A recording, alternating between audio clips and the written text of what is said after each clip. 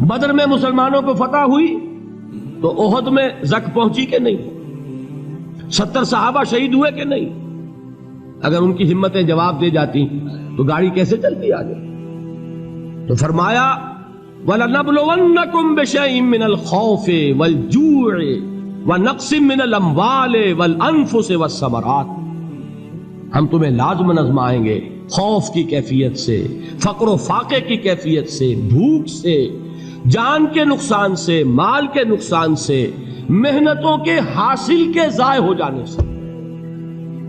وَبَشِّرِ الصَّابِرِينَ، اور اے نبی بشارت دیجئے صبر کرنے والوں کو۔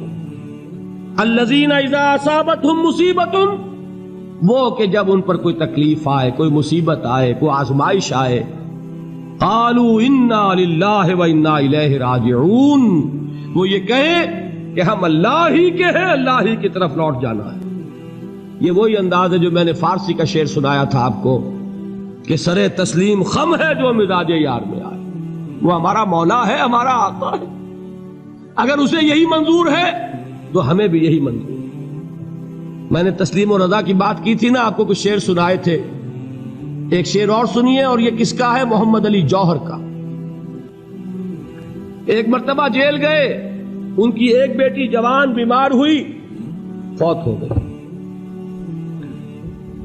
باہر چھوڑا انگریز نے، جاؤ بھائی دفن کر دو بیٹی کو۔ دوسری مرتبہ جیل گئے، دوسری جوان بیٹی اسی مرض میں مبتلا ہوئی، اب یہ جیل میں ہے، خبر پہنچی کہ دوسری بیٹی کے اوپر بھی اسی مرض کا حملہ ہوا ہے۔ ایک نظم لکھی ہے جس کا آخری شعر یہ ہے، تیری صحت ہمیں منظور ہے لیکن اس کو نہیں منظور تو پھر ہم کو بھی منظور نہیں۔